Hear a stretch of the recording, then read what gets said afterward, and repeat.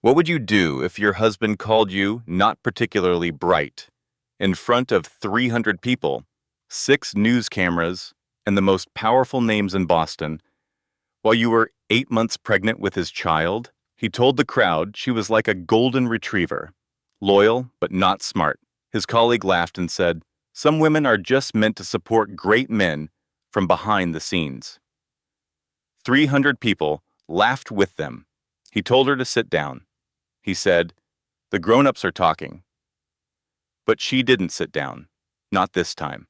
Because what nobody in that room knew, not her husband, not his mistress, not a single person holding a champagne glass, was that the quiet, pregnant woman they were laughing at owned the entire law firm where her husband worked. She managed $750 million in secret. She spoke 4 languages. She graduated top of her class from Cambridge. And her father? A British duke who had just landed in Boston with a full royal security detail and every document needed to end her husband's career in under 10 minutes. She didn't whisper. She took the microphone right out of his hand.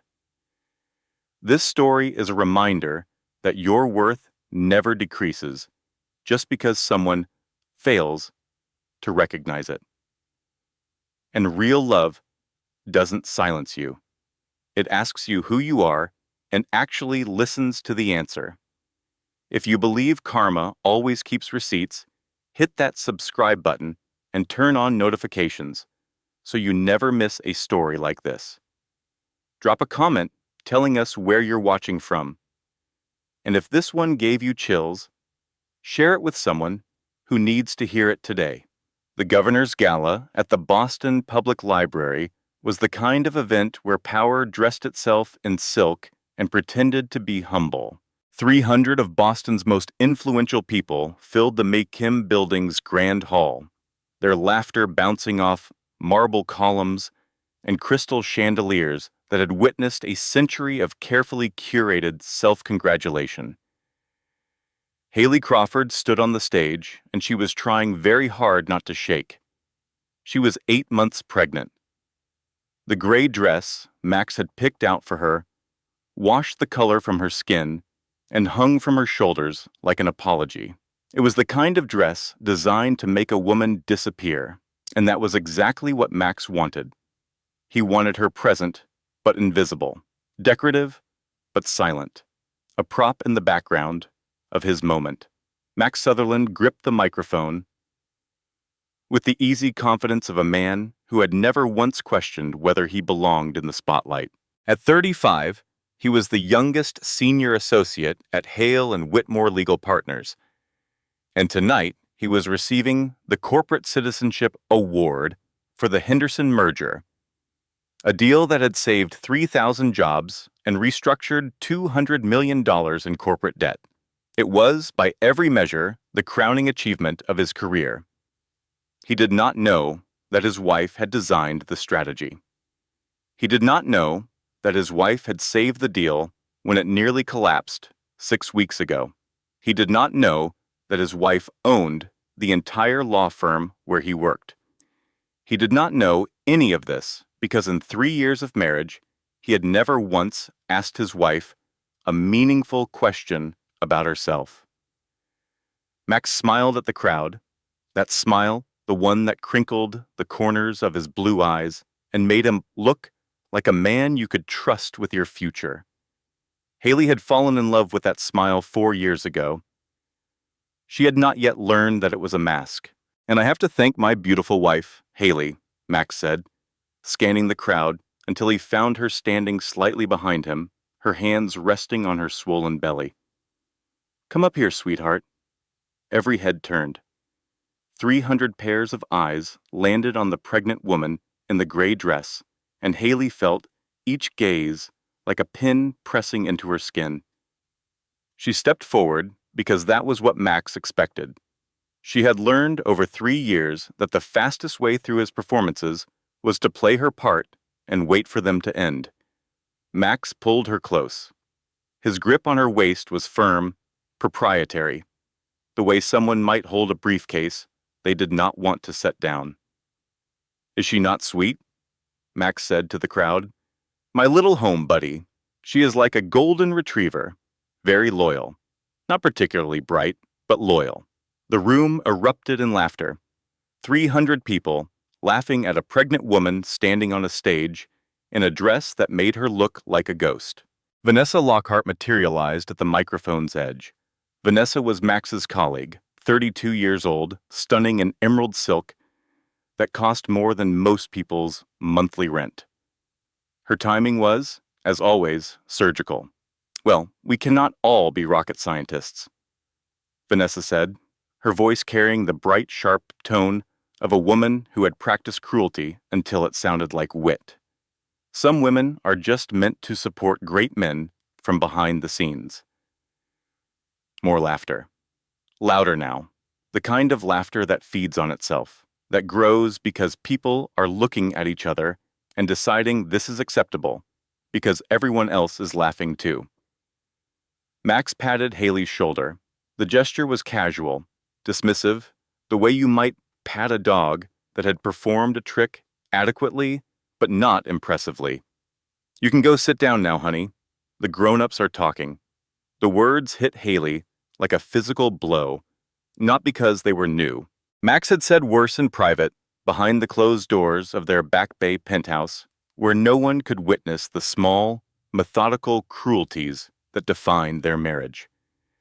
But he had never said it here, never in front of 300 witnesses, never with 6 news cameras recording every word, never while she was 8 months pregnant with his child.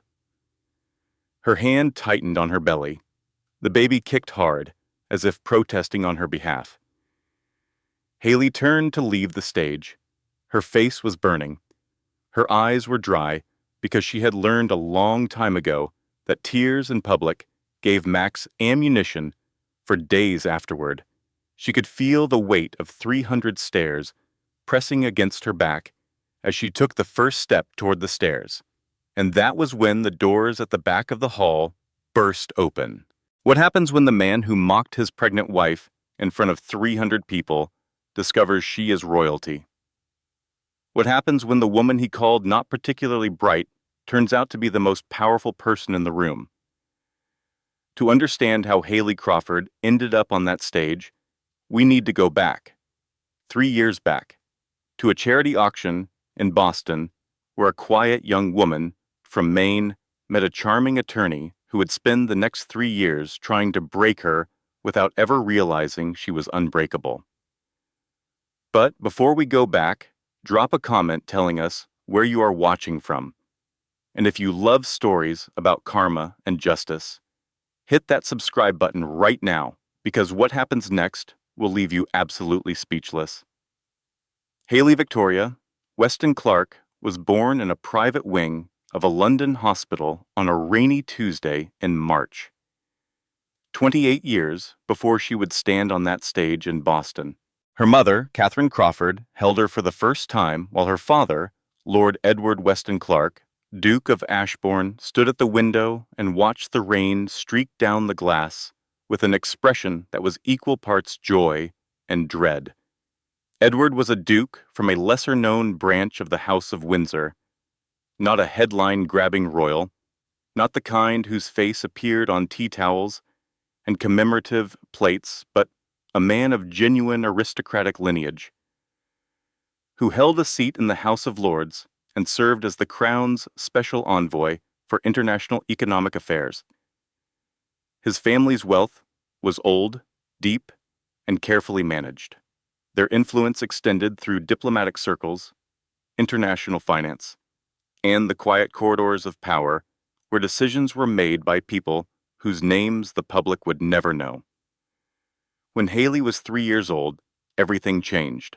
A political scandal, orchestrated by rivals who wanted Edward's diplomatic post, erupted with the kind of ferocity that only British politics can produce. Accusations were fabricated. Documents were forged. The tabloids, always hungry for aristocratic blood, ran stories that painted Edward as corrupt, incompetent, a disgrace to his title. The accusations were false. Edward fought them. He won eventually, in the quiet way that truth sometimes wins when it has enough money and patience behind it. But during the worst of it, something else happened. Something the public never learned about. Death threats. Real ones. Not the vague, angry letters that public figures receive and file away. Specific, detailed, credible threats against Edward's family, against Catherine, against 3-year-old Haley. Edward made the hardest decision of his life. He sent them away. Catherine took Haley to America under her maiden name, Crawford. They settled in a small coastal town in Maine, the kind of place where people minded their own business and a woman raising a daughter alone did not attract particular attention. Catherine told the neighbors she was a widow. She told Haley the truth. "Your father is a duke," Catherine would say during their evening walks along the rocky shore.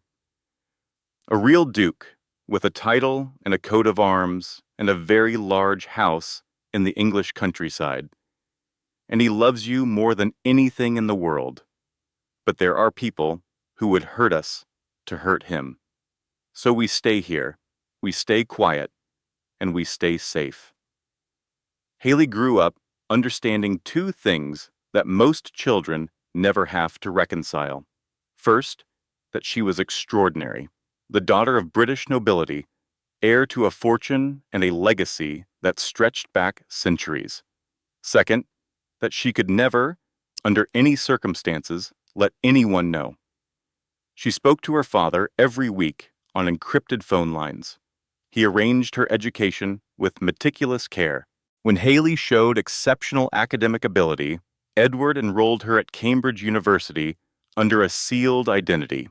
She attended remotely for most of her coursework, flying to England for examinations under security escort, staying in safe houses arranged by her father's protection team.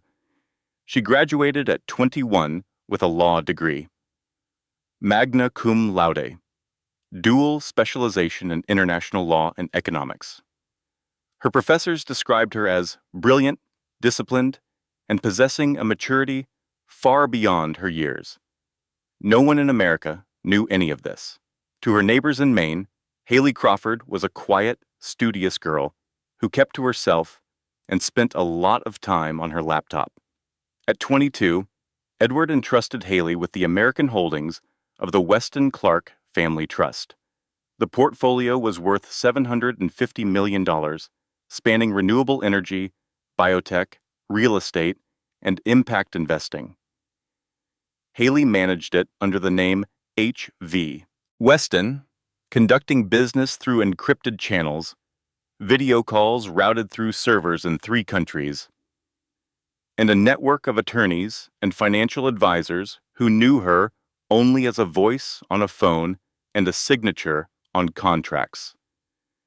She spoke 4 languages fluently: English, French, German, and Spanish. She could negotiate a corporate restructuring in German before lunch and review environmental impact studies in Spanish before dinner. Men twice her age deferred to her judgment. Board members of multinational corporations awaited her decisions with nervous anticipation, and then her mother died. Cancer, quick and cruel and utterly indifferent to the fact that Catherine Crawford had spent 25 years sacrificing everything to keep her daughter safe. One day Catherine was tending her garden, and 6 months later, Haley was standing alone at a graveside in Maine, watching them lower the only person who had ever known both halves of her into the frozen earth. For the first time in her life, Haley was truly alone in America.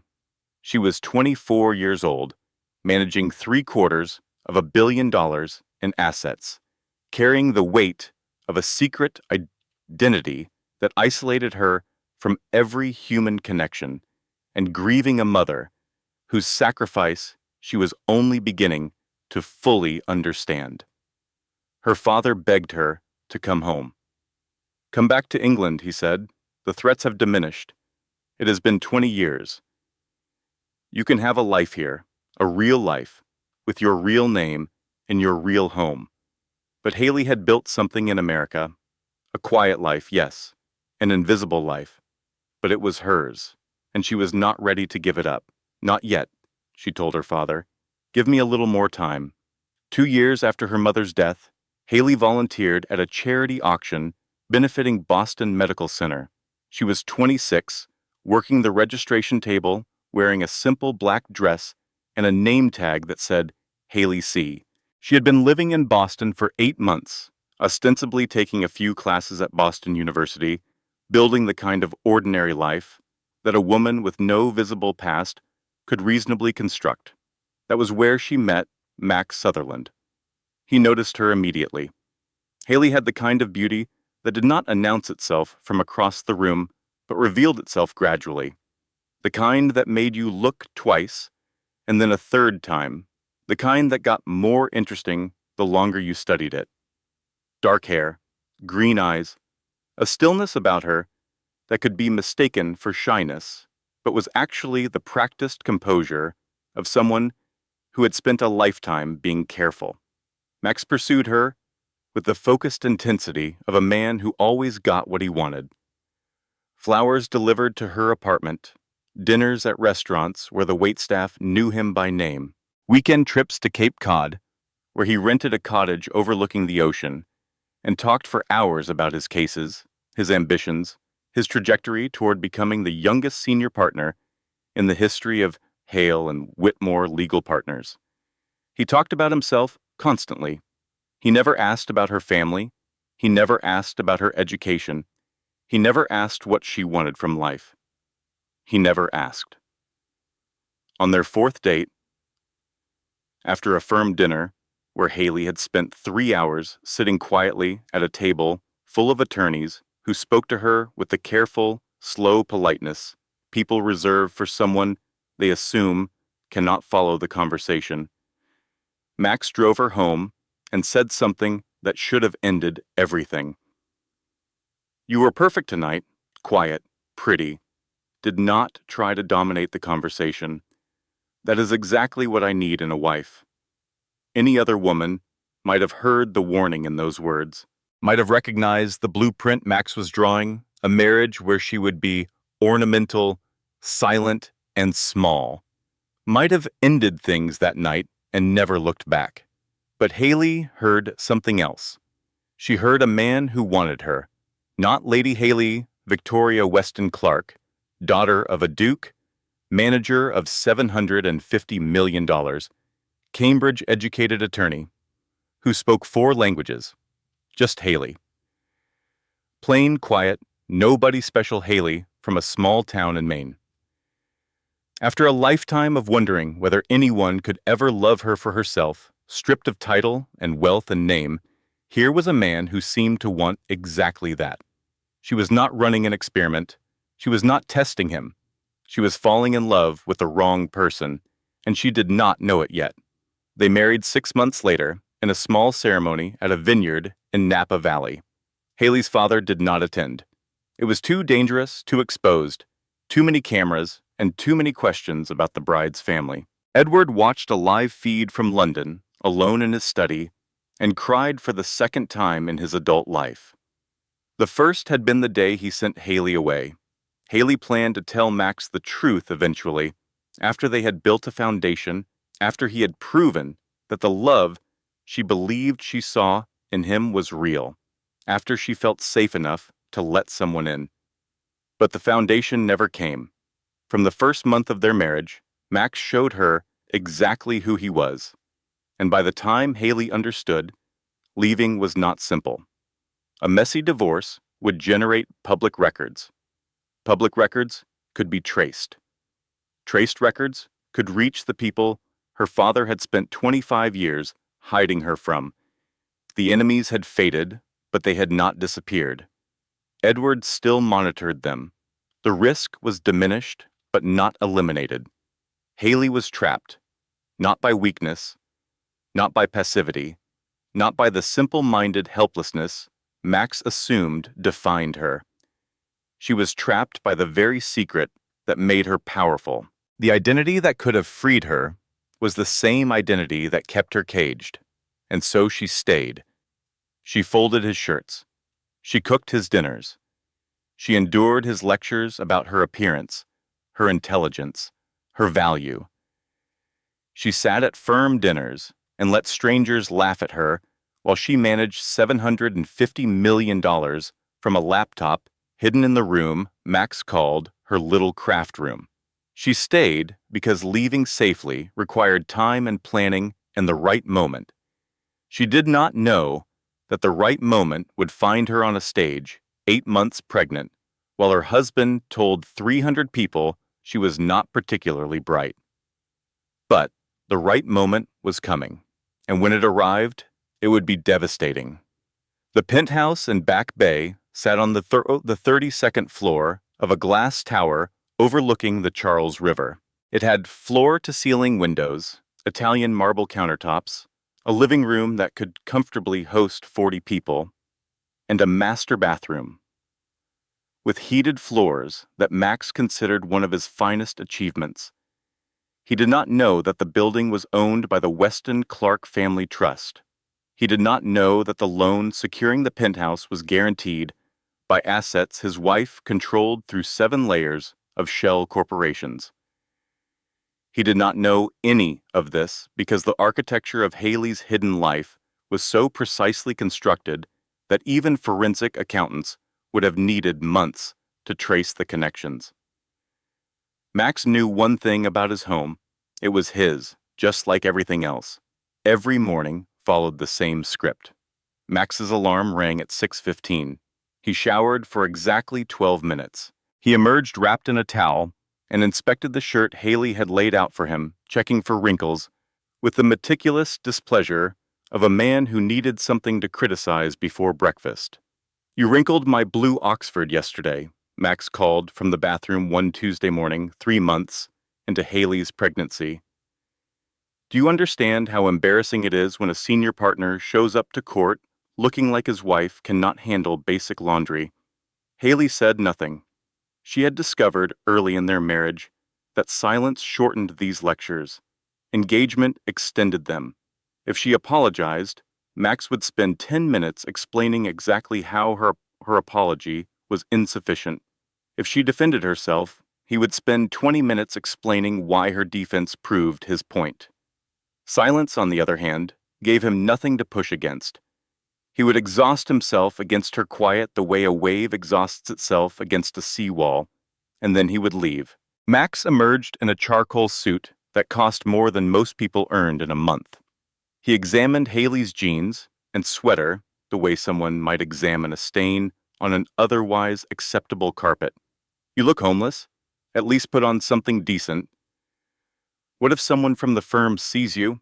He grabbed his briefcase and headed for the door. "Pick up my dry cleaning. The ticket is on the counter. And do not forget, like last time." The door closed behind him. Haley waited until she heard the elevator descend. Then she waited 30 seconds more because Max occasionally forgot something and came back. And being caught on her encrypted laptop would raise questions she could not answer. When she was certain he was gone, Haley Crawford disappeared. In her place stood H.V. Weston. She retrieved the laptop from a hidden compartment in the room Max called her little craft room. It was a small study he never entered because he had deemed it beneath his interest. A space where Haley supposedly did scrapbooking and other activities Max categorized as adorable but pointless. The laptop was encrypted with military-grade security. Her video calls were routed through servers in 3 different countries. Her digital footprint was, by design, non-existent. In the next 60 minutes, Haley authorized $30 million in renewable energy investments across the American Southwest, restructured a corporate debt agreement that would save 2,000 jobs at a manufacturing plant in Michigan, declined an acquisition proposal that would have displaced low-income housing in Austin, and reviewed quarterly performance reports from 7 portfolio companies spanning biotech, real estate, and clean technology. Her phone rang, a number from London. She answered in French because the first contingent on the call was from Paris. Yes, this is H.V. Weston. For 20 minutes, she spoke in rapid, precise French about the terms of a joint venture with a European pharmaceutical company. Then the Frankfurt representatives joined, and she switched to German without pause, her accent flawless, her vocabulary technical and specific. She asked pointed questions about regulatory compliance. She challenged their revenue projections. She demanded revised environmental impact assessments before she would approve the next funding tranche. Men twice her age said yes, ma'am, and scrambled to meet her requirements. When the call ended, she deleted it from her phone's history, just like she deleted all the others. Then she closed the laptop, hid it back in its compartment, changed into clothes Max would find acceptable, and went to pick up his dry cleaning. This was Haley's life. Two lives, actually, running parallel, never touching, like train tracks that stretched toward the same horizon, but could never meet. By day, she was Haley Crawford, Max's quiet wife, the woman who forgot the dry cleaning and burned the chicken and could not hold a conversation at firm dinners. By night, after Max fell asleep and his breathing settled into the heavy, oblivious rhythm of a man who never questioned what happened in the dark, she was H.V. Weston, managing $750 million, making decisions that affected thousands of lives, commanding respect from people who would have been astonished to learn that the voice on the phone belonged to a 28-year-old woman living in a penthouse in Boston with a husband who thought she was too simple to understand the word portfolio. But 3 months ago, something had changed, something that made the parallel tracks begin to bend toward each other. Haley was pregnant. She had discovered it on a Wednesday afternoon, alone in the bathroom, staring at two pink lines on a plastic stick that cost $11 at the pharmacy and carried the weight of everything she had been afraid to hope for. A baby, their baby. For one luminous, irrational moment, Haley believed this would change everything. Surely the knowledge that he was going to be a father would crack open something tender in Max. Surely this would be the thing that finally made him see her, really see her, as a person with value beyond her willingness to be quiet and small. She planned the announcement with the kind of care she usually reserved for multi-million-dollar transactions. She cooked Max's favorite dinner, chicken piccata with roasted potatoes, and a Caesar salad made from scratch. She set the table with the good china. She put candles on the table and poured his favorite wine, and set a glass of sparkling water at her own place. She rehearsed the words all day. She imagined his face lighting up. She imagined him pulling her close, putting his hand on her belly, saying something like, "We are going to be a family." Max came home 2 hours late. He was not alone.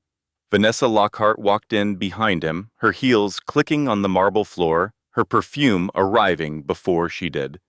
They had been working on a case, Max explained without being asked, in the tone of a man who considered his wife's curiosity about his whereabouts to be an imposition.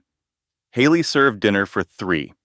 She had not prepared enough chicken piccata for a guest, so she gave Vanessa her portion and made herself a sandwich in the kitchen while Max and Vanessa sat at the dining table with their heads close together, laughing at jokes Haley was not included in, discussing cases Haley was not supposed to understand. "This chicken is dry," Max said, not looking up from his papers. Vanessa smiled. It was the kind of smile that looked like sympathy, but functioned like a scalpel. "Do not apologize, Haley. Cooking is hard.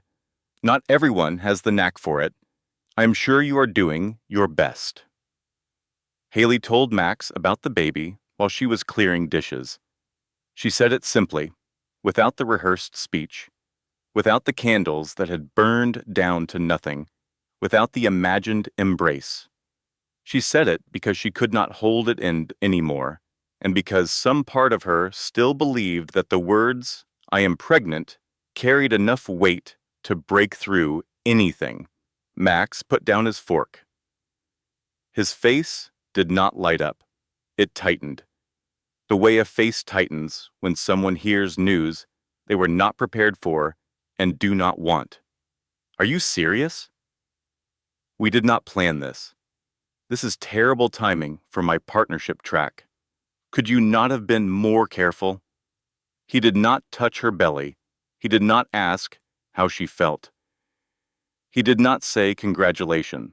He looked at her with the flat, irritated expression of a man who has just been told about an unexpected expense and is already calculating how to minimize the damage.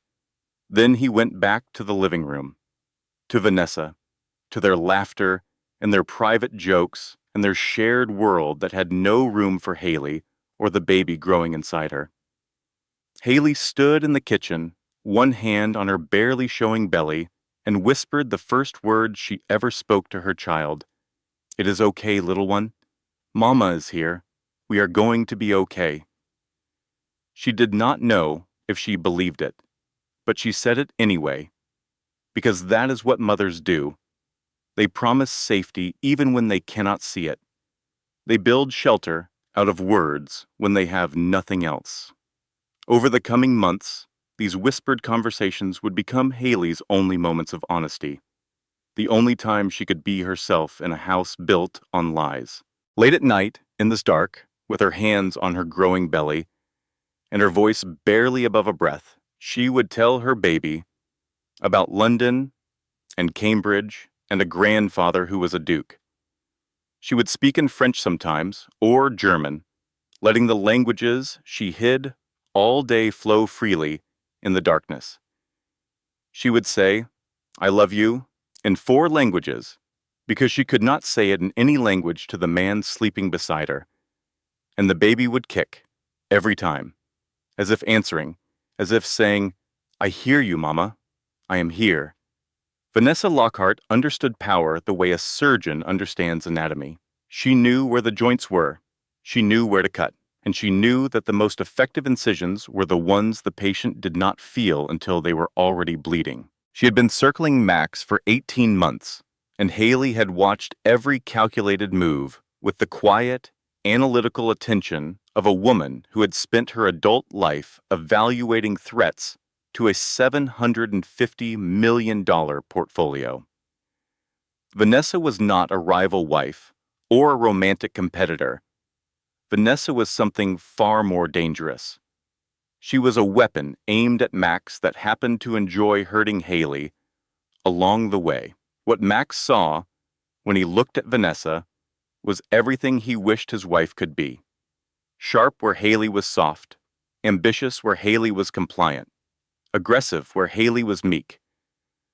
Vanessa challenged his ideas just enough to seem brilliant, but never enough to threaten his ego. She wore perfume he complimented and skirts he noticed.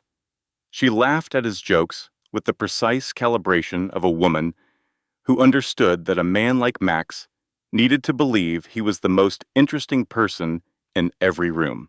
What Haley saw when she looked at Vanessa was a predator wearing designer clothes and a sympathetic smile. The attacks started small. At a firm cocktail party when Haley was 5 months pregnant, Vanessa approached with champagne and concern. "Haley, sweetheart, look at you, glowing. I love how you do not feel pressure to compete with all the designer labels here." That kind of confidence, just embracing being understated, is so rare. The other wives heard exactly what Vanessa meant. Understated meant cheap. Confidence meant too clueless to know the difference. Vanessa delivered insults the way a chocolatier wraps poison, and something so beautiful that you did not recognize the danger until it was already inside you. At the summer associate dinner, when Haley was 6 months pregnant, Vanessa cornered her in the bathroom.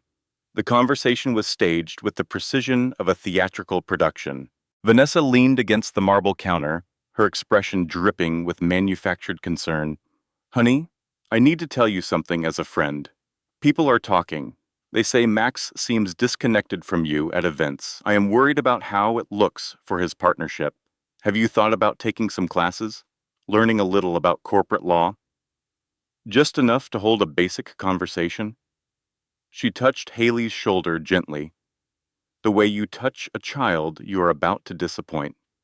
"Max is brilliant. He deserves a partner who can match his intellect. Not that you are not wonderful in your own way. In your own way." 3 words that contained an entire philosophy of dismissal. You are fine for what you are, but what you are is not enough. At a partner dinner, when Haley was 7 months pregnant, Vanessa went further. She positioned herself near Max's mentor, Gerald Richmond, at the far end of the table. Her voice was low but perfectly calibrated to carry to where Haley sat, ignored and alone, at the opposite end. Max is wasted in his current situation. A wife should be an asset at these events, not someone he has to apologize for. Look at the Hendersons. Lauren Henderson closes deals at every dinner because she understands the business. That is what a man at Max's level needs. The message was clear. Haley was not that partner, but Vanessa could be. But Vanessa's game was not what anyone thought it was. She did not want Max. She did not love him. She did not even particularly like him. Max Sutherland was, in Vanessa's calculation, a useful vehicle, a man with good cases, good clients, and the kind of blind arrogance that made him easy to manipulate.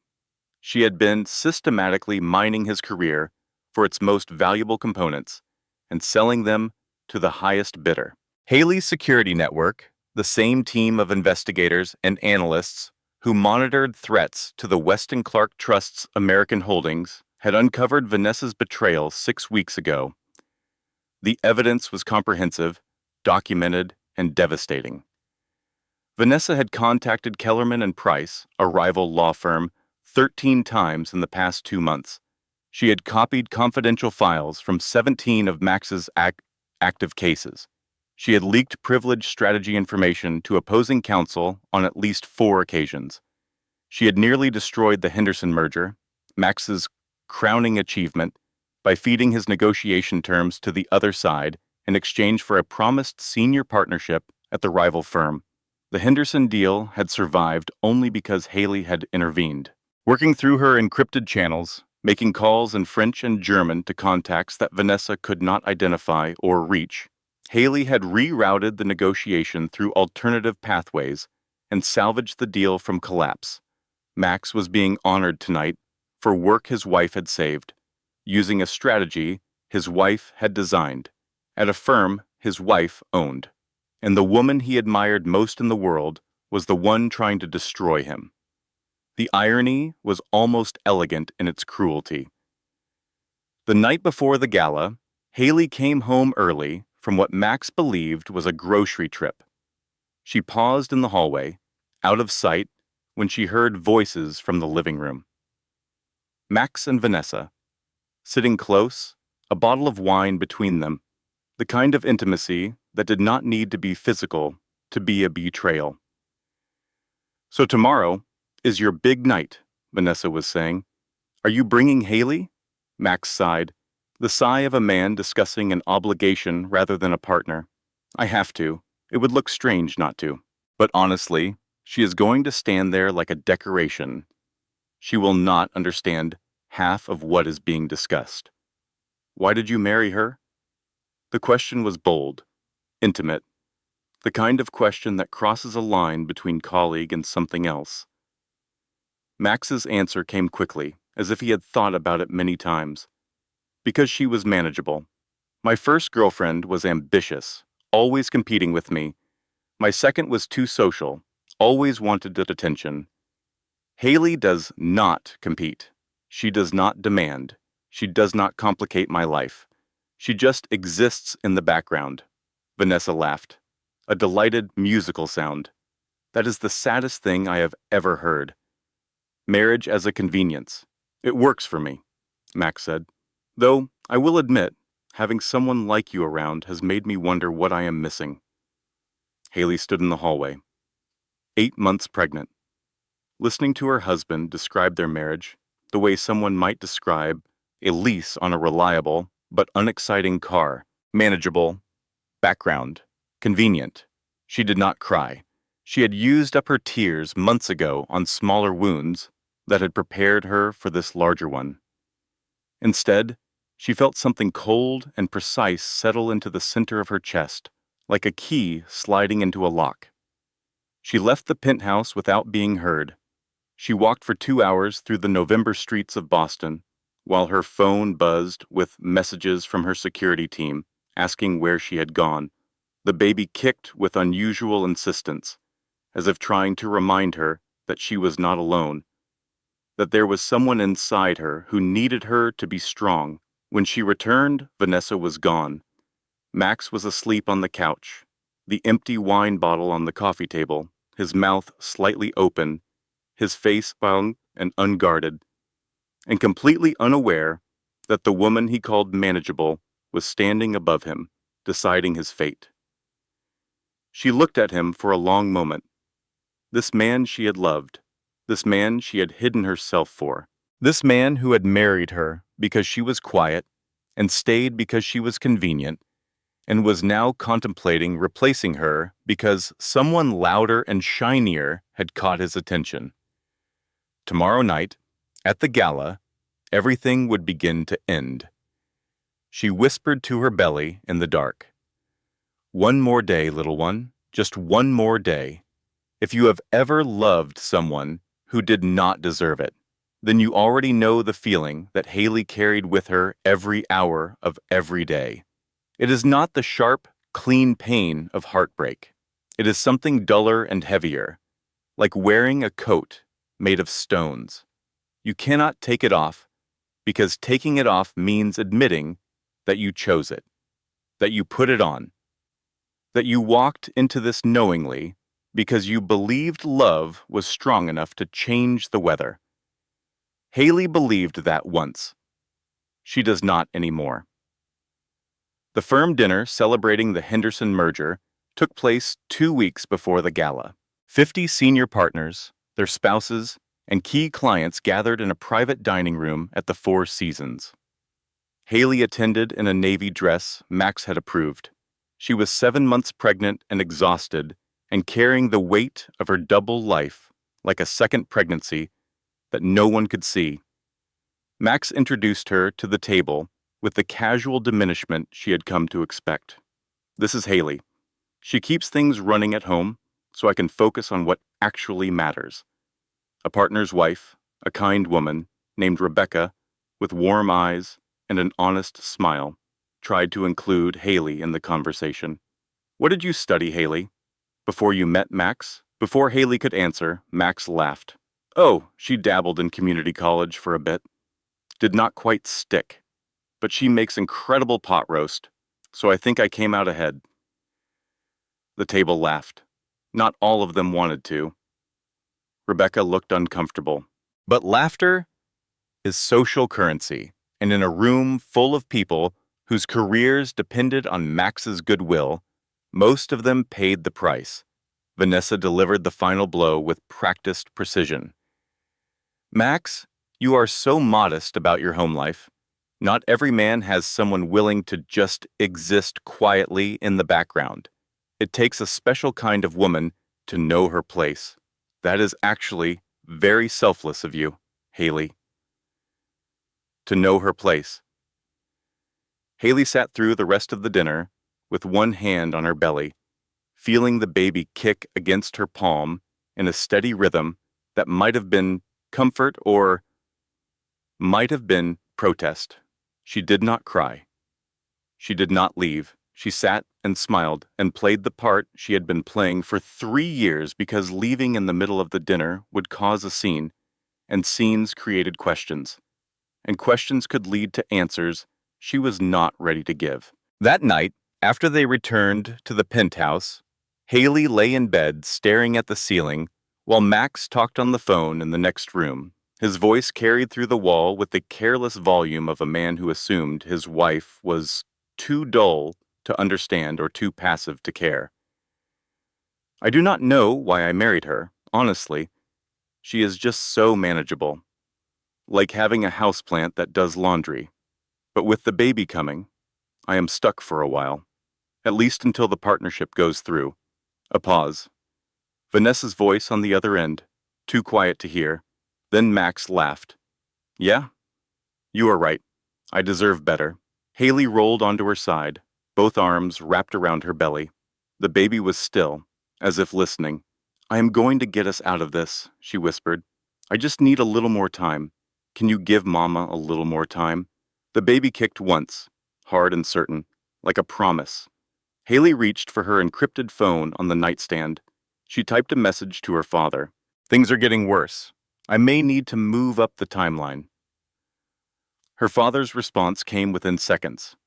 It was 3 in the morning in London, but Lord Edward Weston Clark had not slept well since the day he sent his daughter to America 25 years ago. Say the word, and I am on the next plane. I have waited 3 years, Haley. My patience is gone. Only my love for you keeps me here. 2 more months, Haley typed. After the baby comes, I will be safer then. 2 months, not a day more. And if anything happens to you or my grandchild, I will burn his world to ashes. Haley put the phone down and closed her eyes. 2 more months. She could survive 2 more months. She did not know that in less than 2 weeks, every plan she had made would be shattered. 3 days after the firm dinner, Haley found an unexpected ally. Charles Finnegan had been managing partner of Hale and Whitmore for 20 years. He was 63 years old, principled in the quiet way that does not announce itself, and possessed of the kind of observational intelligence that came from decades of watching ambitious people reveal themselves. He had noticed things about Haley that no one else bothered to see. He found her on the balcony overlooking Copley Square during a firm cocktail event. She was standing alone, gripping the stone railing, letting the November wind clear her head. Escaping the congratulations, Charles asked, stepping outside, with the careful movements of a man who had earned every year on his body. Haley gave him a tired smile. Your husband is quite pleased with himself tonight. The Henderson merger was impressive work, very sophisticated financial architecture. Charles paused. His eyes were steady and thoughtful. I found it interesting that the strategy mirrors a framework presented at the London International Finance Summit 5 years ago, written by someone named H.V. Weston. Haley's heart rate spiked, but her face remained perfectly still. Years of practice. That sounds impressive, she said carefully. What is more impressive is that 3 years ago, when our firm was drowning in $40 million of debt, an anonymous donor restructured everything, saved us. The donor's representative conducted all negotiations in French. Charles looked at her directly. His expression held no threat, only curiosity and something that looked like respect. Max does not speak French. But I have heard you on the phone, Haley, when you thought no one was listening. Their eyes met, a long charged silence in which Haley calculated every possible outcome of the next 30 seconds. Why are you telling me this? She asked. Because I have watched that man treat you like furniture for 3 years while you carry his child, and I do not believe you are what he says you are, not even close. Charles straightened his jacket against the wind. Let me help. I can call an emergency partner meeting. If the board knew who really owns this firm, everything changes. For one electric moment, Haley saw a path through the darkness. Charles was powerful, connected, trusted by the other partners. If he could bring the truth to light in a controlled way, she could avoid the messy, dangerous explosion she feared. Give me a week, she said.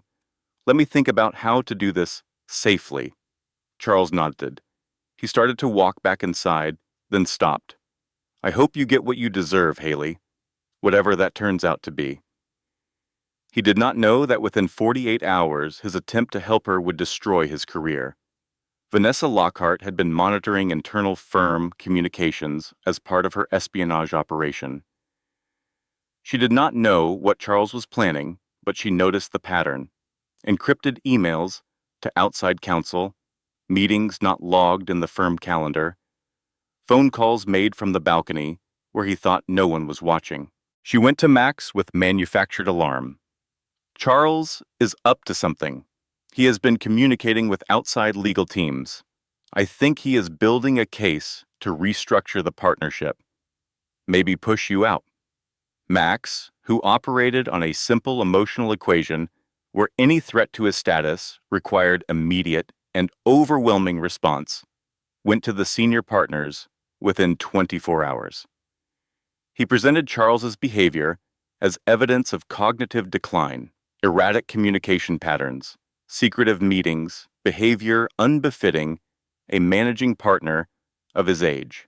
The other partners, faced with a choice between backing Max, who was young, aggressive, and responsible for their biggest recent deal, and defending Charles, who was 63 and whose caution they had increasingly interpreted as slowness, made the calculation that ambitious people always make.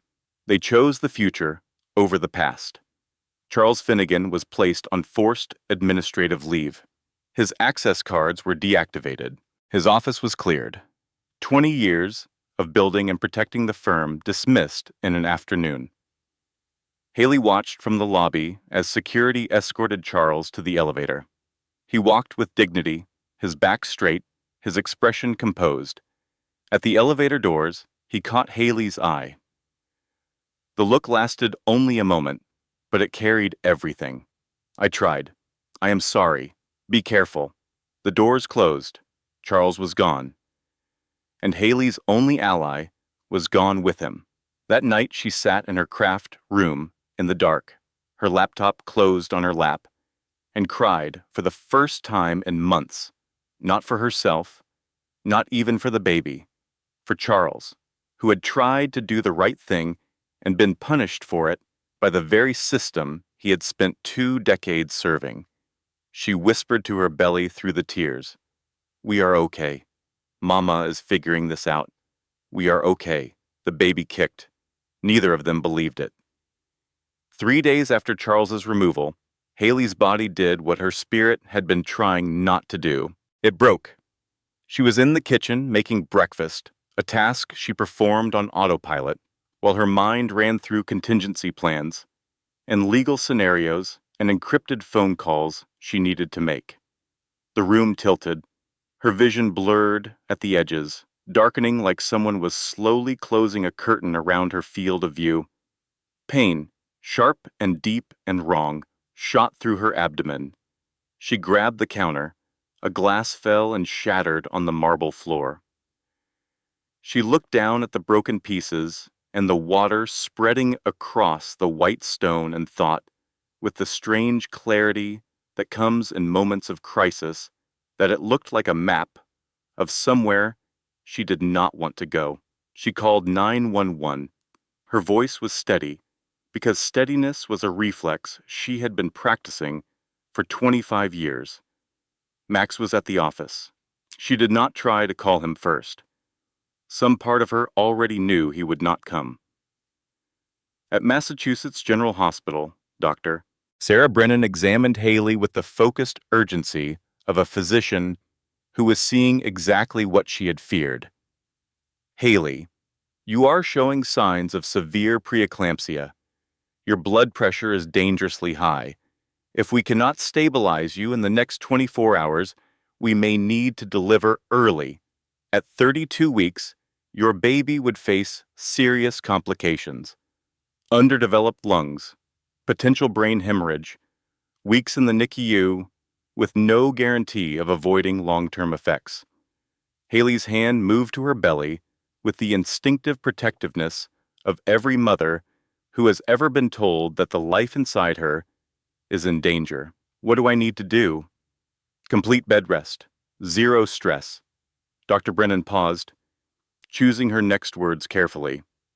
And honestly, Haley, you need support. This is not something you should be managing alone. Is your husband coming? Haley called Max. The phone rang 4 times and went to voicemail. She called again. Same result. She sent a text message. The words were simple because emergencies do not require eloquence. I am in the hospital. The baby is in danger. Please come. 45 minutes later, Max replied with a text that contained 11 words. In the middle of something important. I am sure the doctors have it handled. Try not to be dramatic. Try not to be dramatic. His wife was in a hospital bed, with monitors beeping, and an IV in her arm, and their baby's life hanging in the balance of her blood pressure readings, and Max Sutherland's response was, try not to be dramatic. He did not come that night. He did not come the next morning. He did not come at all. The hospital room was small and beige and smelled like antiseptic and institutional coffee. The fluorescent lights hummed a constant low note that burrowed into Haley's consciousness and stayed there. Through the thin wall, she could hear a woman in the next room laughing with her husband. They were discussing baby names. The husband favored something traditional. The wife wanted something unique. They went back and forth, laughing, disagreeing, compromising, doing all the ordinary things that couples do when they are building a life together instead of watching one fall apart. Haley put both hands on her belly. The monitors beeped their steady rhythm. The IV dripped. Outside, Boston went about its business with complete indifference to the woman lying alone on the 3rd floor of a hospital that bore the name of a state she had never belonged to. She talked to her baby, the way she did every night, the only conversation in which she was permitted to be completely herself. Hey, little one, it is Mama. Listen, things are a little scary right now, but I need you to stay put, okay? Stay right where you are. Cook a little longer. I know it is not the nicest kitchen, but I need you to be strong for me. Tears slid from the corners of her eyes into her hair. She did not wipe them away because her hands were occupied, holding the belly that held everything she had left. Your grandfather is a duke. Did I ever tell you that? A real one, with a title and everything. He is in London right now, probably pacing a hole in his very expensive carpet because he is worried about us. He is going to love you so much. He is going to spoil you absolutely rotten. A shaky breath. The monitors beeped. The fluorescent lights hummed. And your mama is not what your daddy thinks she is. I am not simple. I am not stupid. I have been hiding, baby. Hiding who I am because I thought love was more important than truth. But I am starting to think I was wrong. The baby kicked. Hard. Insistent. The kind of kick that moves the surface of the belly visibly, that makes nurses smile and say, oh, that is a strong one. Okay, I hear you. Mama hears you. Her encrypted phone buzzed on the nightstand. Her father. It was 4 in the morning in London. My security team tells me you are in hospital. Tell me what is happening, now. Edward's voice carried the controlled urgency of a man who has spent 3 years restraining himself and has just discovered that the thing he feared most has come to pass. Preeclampsia, Haley said. They are monitoring me. The baby, she could not finish the sentence. I am coming, right now. Tonight, Papa, please, if you show up at a Boston hospital with a royal security detail, everything I have built here, everything you have built is killing you. Silence. Haley had never heard her father raise his voice. In 25 years of phone calls, through every crisis and disappointment and lonely night, Edward Weston Clark had maintained the steady, measured tone of a man who believed that control was the highest form of love. Hearing him shout was like hearing thunder from a sky she had always known as blue. When he spoke again, his voice was quieter. But the iron underneath it had not bent. Haley, my darling girl, you are lying in a hospital bed, alone, 8 months pregnant. Your husband will not even answer the phone.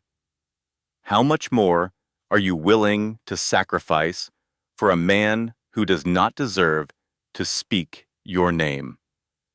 The question hung in the silence between London and Boston, crossing an ocean's 25 years of hiding and the uncountable small distances that accumulate when a father and daughter love each other across a gap they did not choose.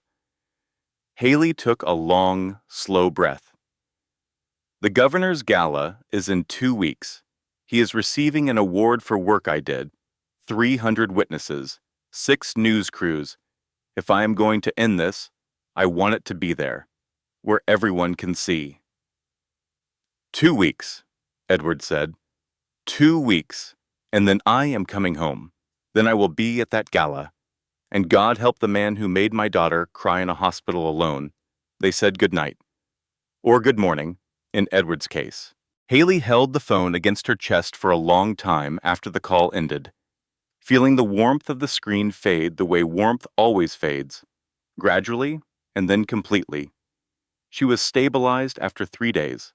Dr. Brennan released her with strict orders for bed rest, reduced stress, and regular monitoring. Reduced stress.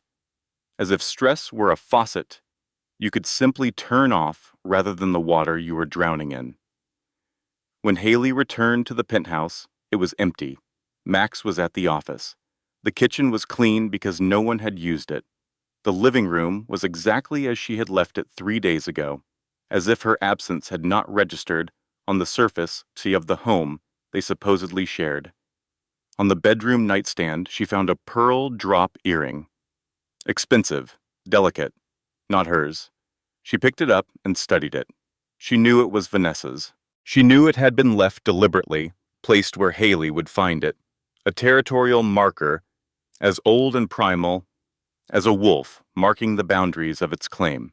Haley set the earring back down exactly where she had found it. She did not react. She did not cry. She made a mental note to add it to the documentation her security team was compiling, and she whispered to her belly, with the calm, steady voice of a woman who has finally stopped hoping for rescue and started planning war. 12 more days. The plan was elegant in its simplicity.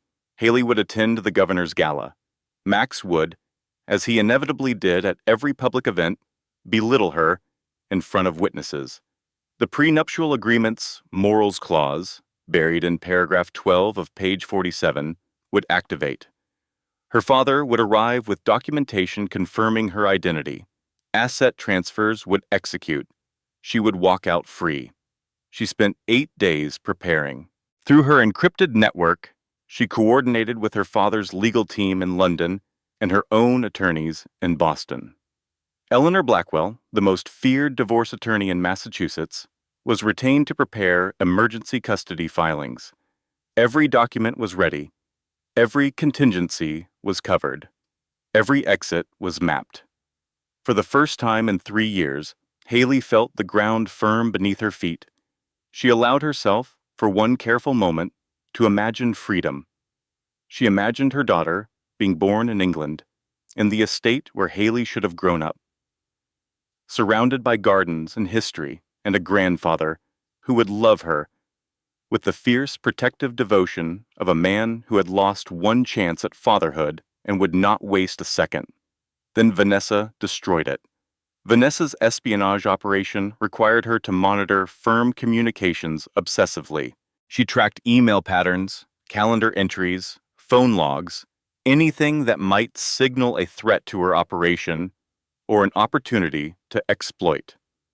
She was, in her own terrible way, as meticulous as Haley. And she noticed something that did not fit the pattern.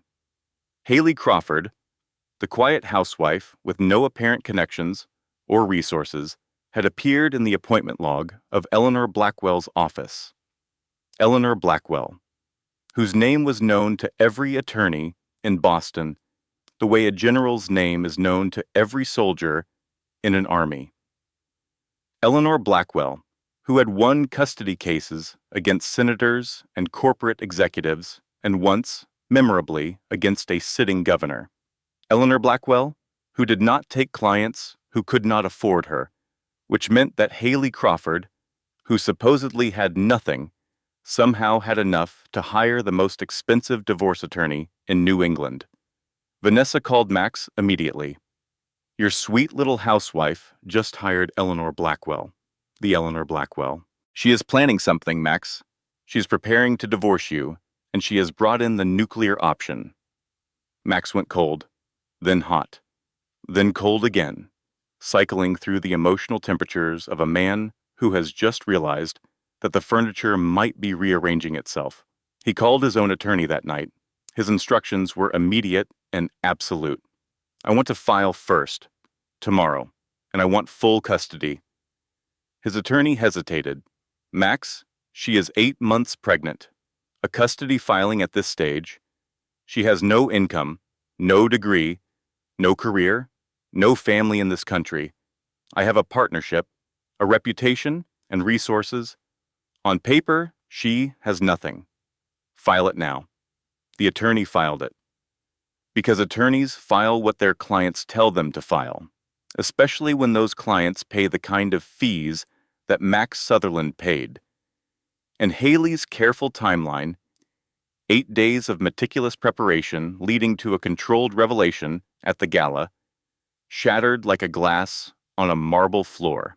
The catastrophe came in 3 waves, each arriving before she had recovered from the last, each building on the destruction of the one before it until the cumulative weight was enough to crush anyone, let alone a woman who was 8 months pregnant and running out of room to breathe. The first blow landed on a Tuesday.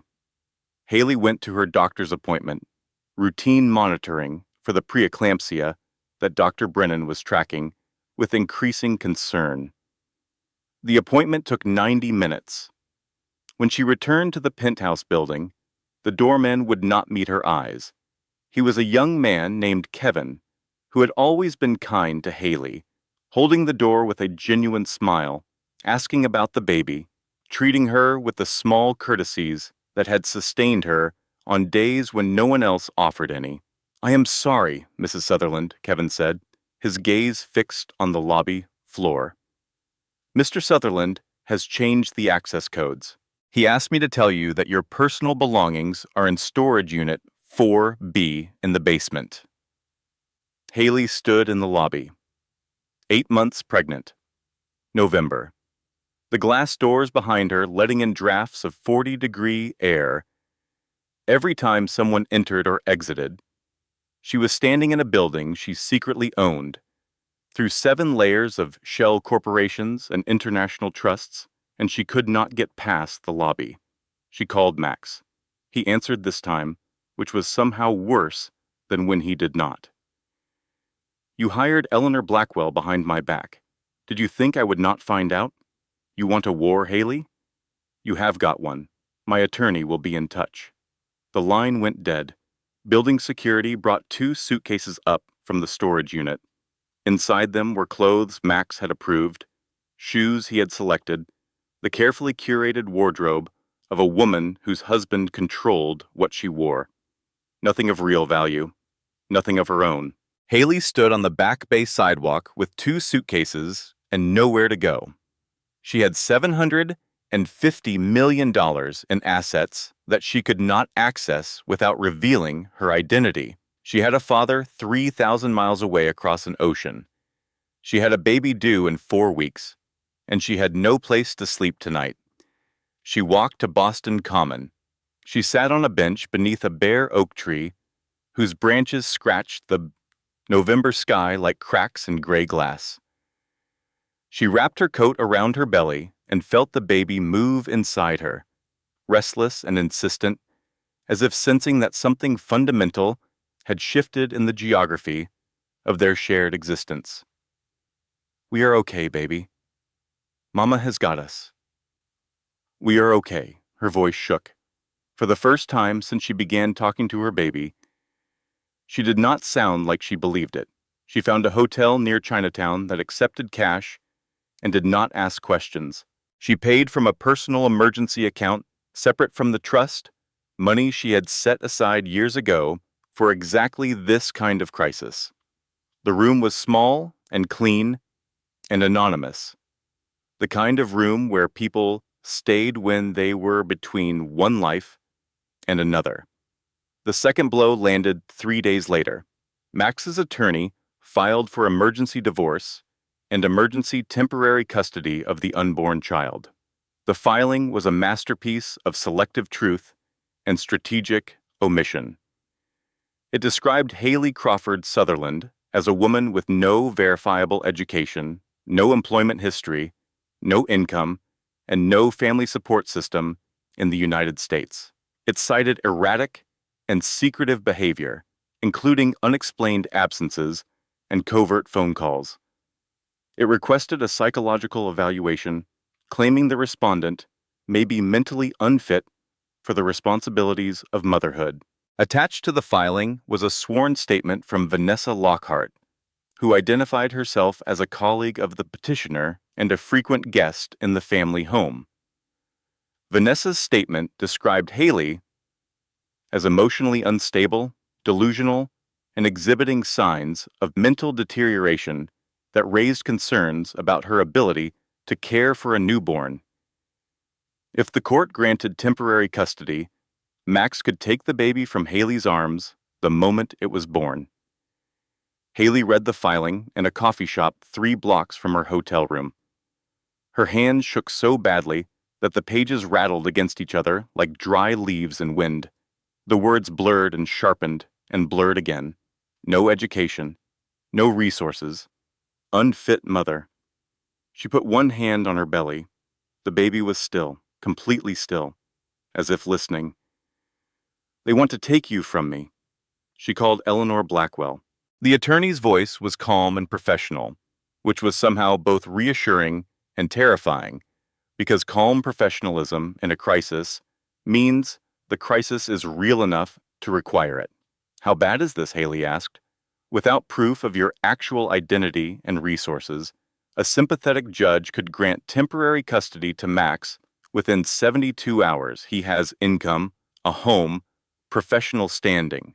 On paper, Haley, you have nothing. I cannot reveal who I am yet. Not like this. It has to be. Haley, you may not have the luxury of choosing the moment anymore." The third blow was the one that finally cracked the shell. Vanessa moved into the penthouse. Officially, permanently. And she did not do it quietly. She posted a photograph on Instagram. The Back Bay penthouse living room, redecorated with Vanessa's things. Her coat draped over the chair where Haley used to sit in the evenings with her hands on her belly, talking to her baby. A bottle of expensive wine on the counter. Where Haley used to cook dinners that Max complained about. The caption read, "New chapter. Sometimes the best thing you can do is step into the life you deserve." The Boston legal community saw it within hours. Partners' wives shared it in group chats with comments that ranged from sympathetic to gleeful. Margaret Wells, wife of a state senator and queen bee of every social circle that mattered, screenshotted it and sent it to her friends with the message, "Well, that did not take long." Within 2 days, the consensus was established. Max had traded up. Good for him. His pregnant wife, that quiet, dim girl, who never had anything interesting to say, had been set aside for someone sharper, someone more appropriate, someone who belonged in the rooms Max was trying to conquer. It was not even particularly scandalous. It was just the natural order asserting itself. Haley saw the Instagram post in her hotel room. She sat on the edge of the bed and stared at her phone screen for a long time. Vanessa's coat, on Haley's chair, in Haley's home, in the building Haley owned. Something shifted behind her eyes. It was not sadness. She had used up her sadness. It was not anger, not exactly. It was something colder and more precise than anger. It was the feeling of a woman who has finally reached the bottom of everything she is willing to lose and has discovered that the bottom is made of bedrock. She picked up her encrypted phone, called London. Her father answered before the first ring had finished. Papa, change of plans. I am not waiting for the gala. What do you need? I need you here in 4 days. I need a full security detail. I need every document. The trust papers, the firm ownership records, the prenuptial analysis. And I need the royal regalia. A pause. Edward's voice carried surprise, which was rare for a man who had spent 4 decades navigating diplomatic crises. The regalia? Haley, are you sure? He wanted to show Boston who he is. I am going to show Boston who I am. And I am not going to wait for him to hand me the microphone. I'm going to take it. I will be on a plane in 3 hours. Haley ended the call. She walked into the bathroom and looked at herself in the mirror. A pregnant woman in a cheap hotel room. Dark circles under her eyes. Hair pulled back. Wearing clothes from a suitcase packed by a man who controlled what she wore. She addressed her reflection and her baby with absolute calm. No more hiding, no more being small. Tomorrow we start fighting. If you are ready for Haley to take back everything, stay right here, because the gala is next, and what happens there, nobody saw coming. Nobody. The Boston Public Library's McKim Building had been hosting the powerful and the self-important since 1895. Its Renaissance revival architecture provided the perfect stage for people who believed their money and influence entitled them to Renaissance-level grandeur. The marble columns, the vaulted ceilings, the murals depicting scenes of classical virtue, all of it conspired to make everyone inside feel slightly more significant than they actually were. On the night of the governor's gala, 300 of Boston's most influential people filled the grand hall. Crystal chandeliers threw prismatic light across a sea of designer gowns and tailored suits. Champagne flowed from a fountain near the entrance. A string quartet played Vivaldi with the mechanical perfection of musicians who had performed at so many identical events that they could do it in their sleep. 6 news crews had set up cameras along the perimeter. The governor's gala was always good for footage, providing the kind of glittering background that made local news anchors look important by association. Max Sutherland arrived with Vanessa Lockhart on his arm. He wore a midnight blue tuxedo. She wore emerald silk. They walked in like a declaration. 2 beautiful people announcing their existence to a room that had been expecting exactly this. The Instagram post had done its work. Everyone knew. Everyone had opinions. And the dominant opinion, the one that circulated through the room in whispers and knowing glances, was that Max had made the right choice. Max worked the room with the practiced charm of a man who understood that power was, above all, a performance. He shook hands with the Attorney General. He laughed with the mayor's chief of staff. He accepted congratulations for the Henderson merger with the humble gratitude of someone who had rehearsed humility in front of a mirror. When someone asked about Haley, Max waved the question away with the casual dismissal of a man discarding an outdated accessory. We have gone our separate ways. Sometimes you outgrow people. She will be fine. She is a simple girl. Simple needs, Vanessa added, loud enough for nearby guests to hear. Some women are happier in smaller lives. It is actually kinder to let them go. Margaret Wells and the partners' wives exchanged glances that confirmed what they already believed. Max had traded up. The quiet wife had been released into whatever modest life she was suited for. The natural order of things had been restored. The award ceremony began at 8:30. Max took the stage. The spotlight found him, like it had been looking for him all night. He stood at the podium, the Corporate Citizenship Award gleaming on the lectern beside him, and launched into a speech that was equal parts gratitude and self-congratulation. He thanked his mentors. He thanked his team. He thanked his vision, which he described as if vision were something he had invented rather than something everyone possesses but few bother to use. And then he saw her, Haley, standing at the back of the hall, 8 months pregnant, wearing the same gray dress, the one he had picked out, the one that made her disappear. She had come alone. She had walked past the security checkpoints with the quiet, unremarkable presence that 3 years of being invisible had perfected. No one had stopped her because no one had noticed her. She was, as Max had designed her to be, the kind of woman your eyes passed over without registering. Max could not resist.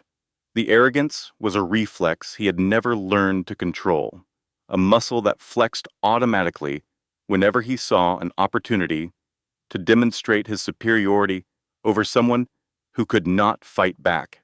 Oh, and it looks like my soon-to-be ex-wife decided to join us tonight. Let us give her a hand, folks. It takes real courage to show up when you have got, well, not much going on. Scattered laughter. Nervous, some of the older guests shifted uncomfortably. But most of them laughed because laughing with Max was easier than not laughing with Max. Vanessa materialized at the microphone's edge. Her timing, as always, was impeccable. We cannot all be rocket scientists, can we? Some women are just meant to support great men from behind the scenes. No shame in that. Max grinned at the crowd, then looked down at Haley with the kind of casual dismissal that only a man who has never been dismissed can truly achieve. You can go home now, honey. Oh, wait, you do not have one anymore, do you? Laughter. Louder now. Cruel.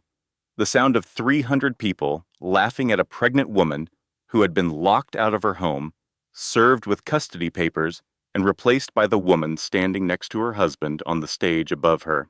Haley stood motionless, her hands on her belly, her face absolutely unreadable. This time, she did not turn to leave. This time, she walked toward the stage. The crowd murmured as Haley moved through them.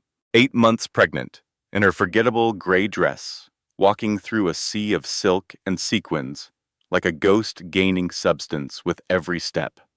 People parted for her, not out of respect, but out of the instinctive human response to someone moving with unexpected purpose. Max watched her approach with amused confusion. Haley, sweetheart, what are you? She climbed the 3 steps to the stage, slowly, because she was 8 months pregnant, and every step required effort and balance, and the kind of determination that does not announce itself, but simply proceeds. She made it to the top. She stood next to Max. She looked at the microphone in his hand, and she took it. Not grabbed, not snatched. She reached out and took it from his fingers, with the quiet authority of someone who has been in control all along and has simply chosen this moment to let everyone know. Max was too stunned to resist. His fingers opened. The microphone left his hand. And for the first time in 3 years, Haley Crawford held the instrument that would amplify her voice to every corner of a room that had never heard her speak above a whisper. The room went silent. Absolutely, completely, breathlessly silent.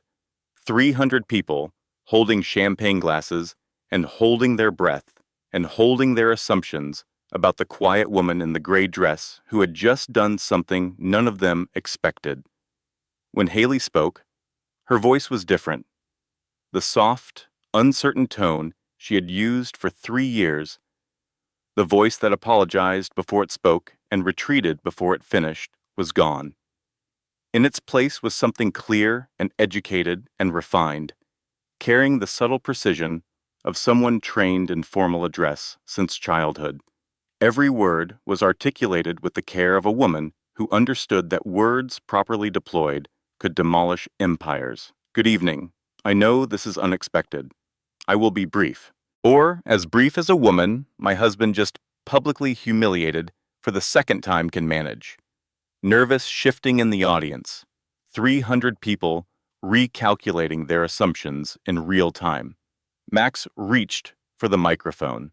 Haley stepped back, one smooth step, out of his reach. The movement was small but devastating, the physical equivalent of a door closing. My name, my real name, is Lady Haley Victoria Weston Clark. For the past 3 years, I have been living in this city under my mother's maiden name.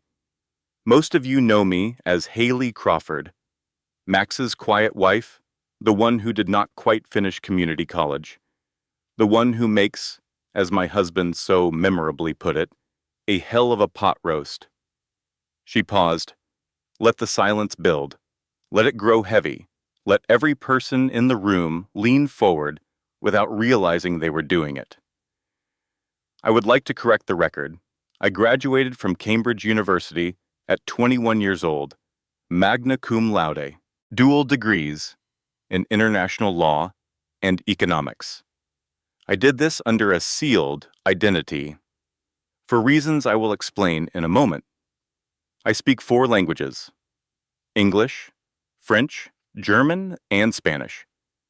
I passed the bar examination in 3 jurisdictions before my husband passed it in 1. Somewhere in the crowd, a champagne glass slipped from someone's fingers and shattered on the marble floor. The sound was sharp and final, like a period at the end of a sentence that could not be unwritten. Max's face had gone white, the color drained from his skin so completely that he looked like a man standing in the wrong dream. That is not possible, he said. His voice cracked on the last syllable. Haley did not look at him.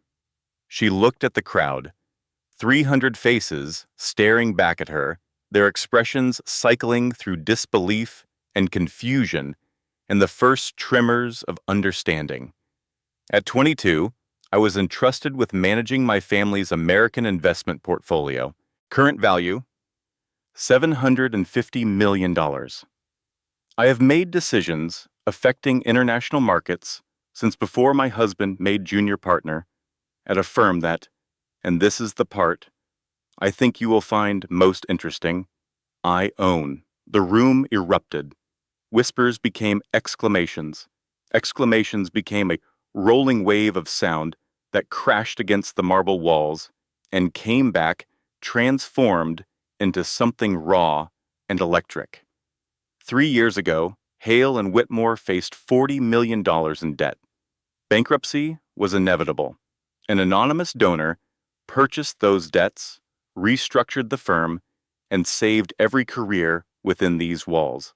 That donor was the Weston Clark Family Trust, my trust, managed by me. She turned to look at Max directly. Her eyes met his, and what passed between them was not anger or triumph or satisfaction. It was the quiet finality of a woman who has seen everything she needed to see and has made her decision. You have been succeeding on my foundation, Max. Living in my building, drawing a salary from my firm, building your reputation on a framework I developed 5 years ago for the London International Finance Summit. And when the Henderson deal nearly collapsed 6 weeks ago because of sabotage, we will discuss in a moment, I saved it, through my connections, in languages you do not speak. Max gripped the podium.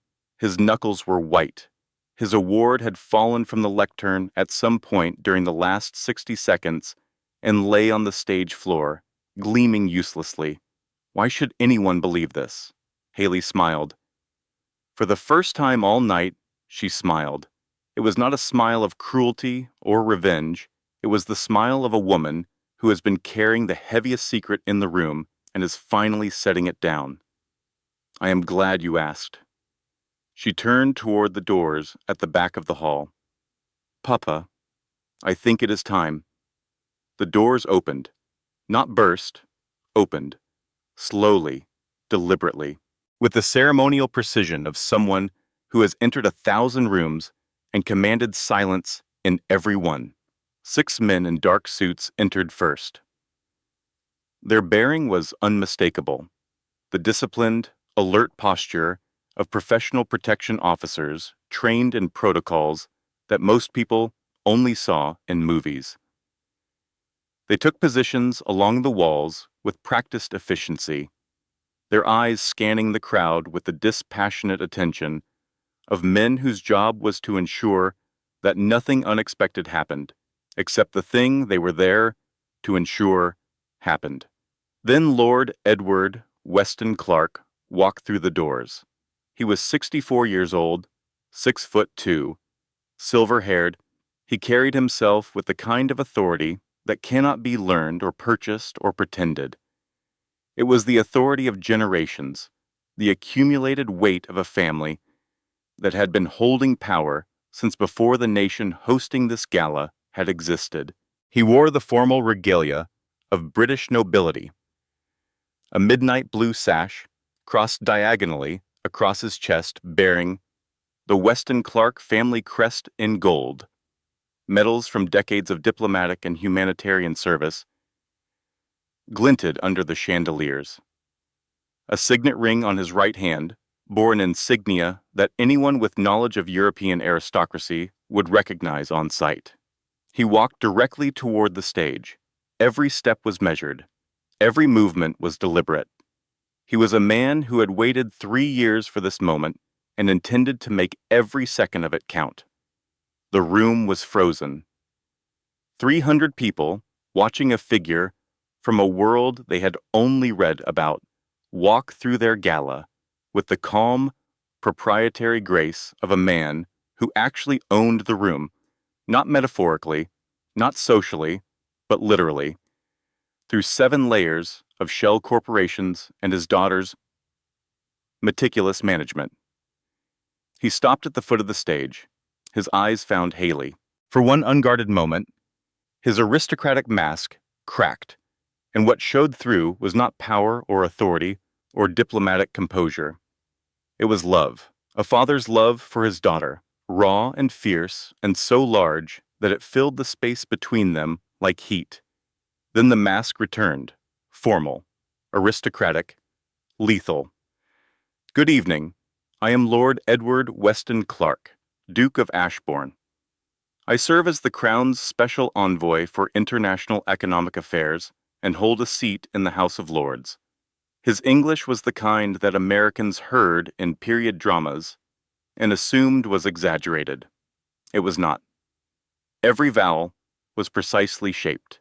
Every consonant was delivered with the absolute confidence of a man who had never once questioned whether his voice deserved to be heard. My daughter has introduced herself.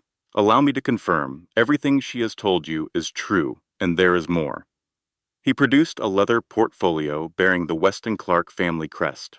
Max had backed against the far side of the stage. His face was gray. His mouth was open. He looked like a man who had stepped off a curb and discovered that the street was actually a canyon.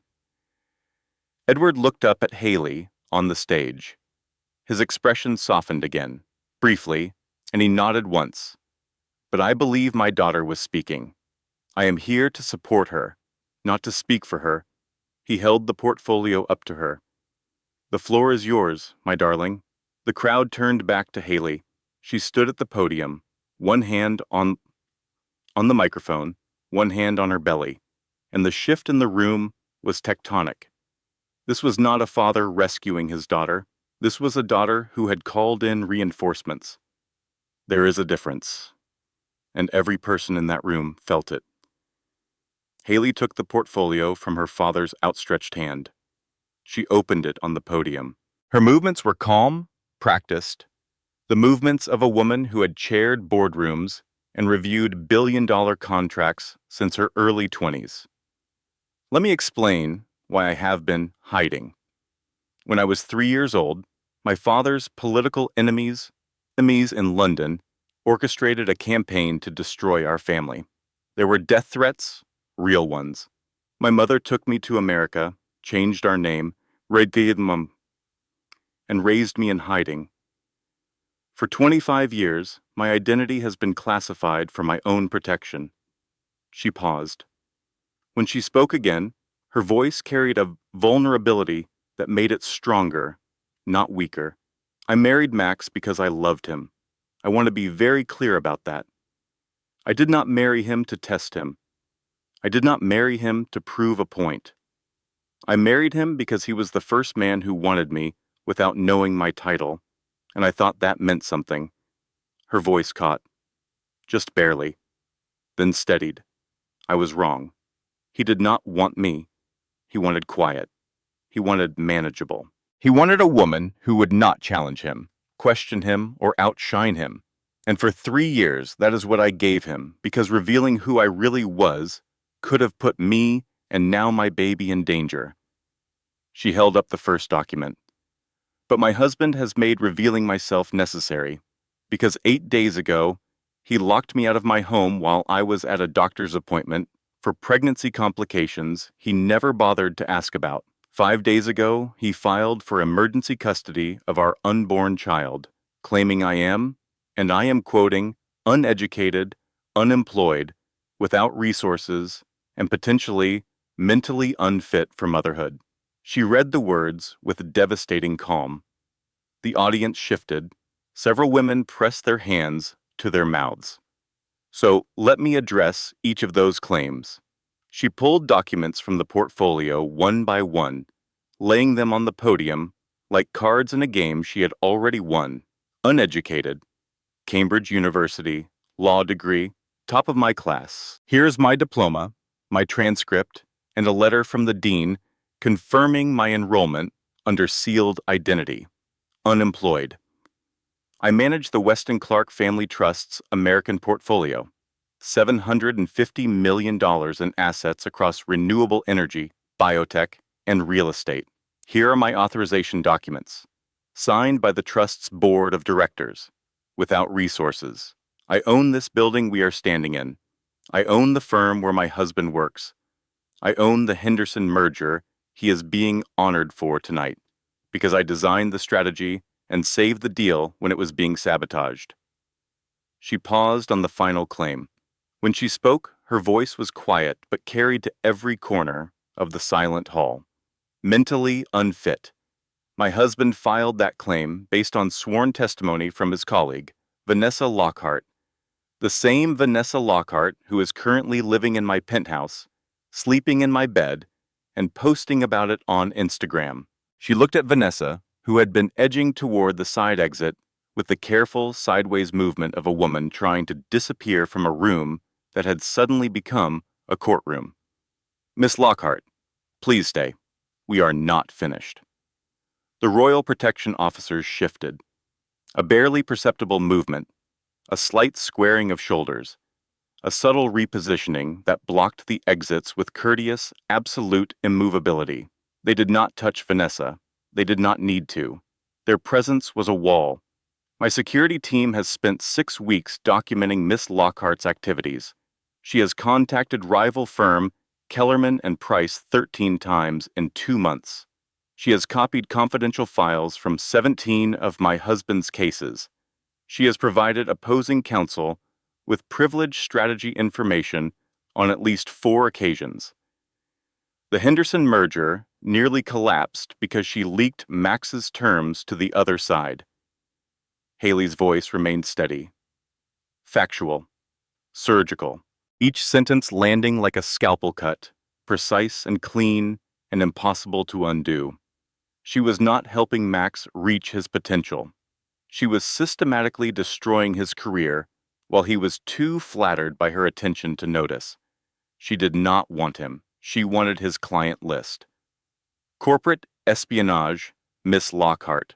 The FBI's white-collar crime division will be receiving our complete file tomorrow morning. Vanessa's face was gray. Her mouth opened and closed. No sound came out. The emerald dress that had made her look powerful an hour ago now looked garish under the chandelier light, like a costume for a part she could no longer play. Max turned to look at Vanessa. For the first time, he saw her clearly. The admiration stripped away, the flattery exposed as strategy. The woman he had preferred over his wife revealed as the architect of his destruction. You were working against me the whole time? Vanessa said nothing. There was nothing to say. Haley turned back to Max. Her voice dropped, quieter now, but the room was so silent that a whisper would have carried. And now, Max. The prenuptial agreement. She opened the document to a marked page. Your lawyers drafted 53 pages protecting your assets. They were so thorough about shielding your partnership, your properties, your investments, that they barely glanced at what my attorneys added. Page 47, paragraph 12. She read the clause aloud, her voice clear and measured, each word falling into the silence like a stone into still water. In the event that either party engages in public humiliation, degradation, or abuse of the other party, witnessed and documented by no fewer than 3 independent parties, all assets acquired during the marriage shall immediately revert to the injured party, along with any assets derived from the injured party's holdings. She closed the document. Tonight, you called me not particularly bright in front of 300 witnesses and 6 news cameras. You told me the grown-ups are talking. You mocked me for not having a home you locked me out of. This is the second time you have humiliated me publicly. The morals clause has been triggered. She nodded to her father. Lord Edward produced a phone and made a single call. One word. Execute. Haley looked back at Max. As of this moment, my legal team has filed emergency countermotions.